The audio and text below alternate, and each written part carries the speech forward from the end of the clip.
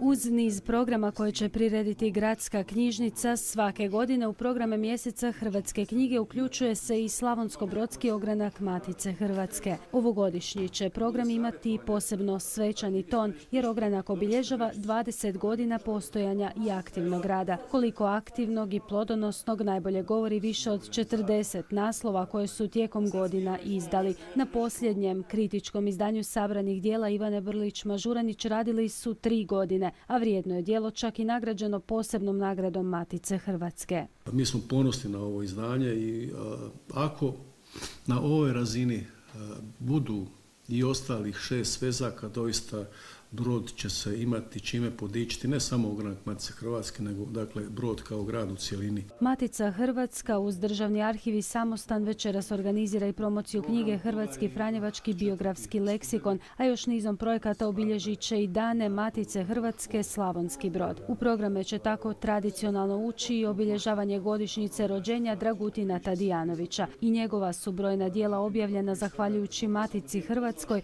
koja se posebno brine za zaslužne pisce i velikane svoga kraja. Svakako da Ivana Brlić i Tadijanović su na neki način nešto po čemu je Brod prepoznatljiv izvan granica Republike Hrvatske, odnosno također to su razne monografije, zbornici, kao što je bio prošle godine zbornik, dakle o svećeniku, slikaru, književniku, publicisti, kako hoćete, Marijanoviću, za koje se relativno slabo čulo, preko svojedobno Badalića i ostalih značajeva iz brodske prošlosti koji su nas zadužili i obvezali. Uza sve izazove koje je hrvatska pisana riječ prošla kroz desetljeća, najnoviji su kako očuvati hrvatsku kulturu, jezik i nacionalni identitet u vremenima koja slijede.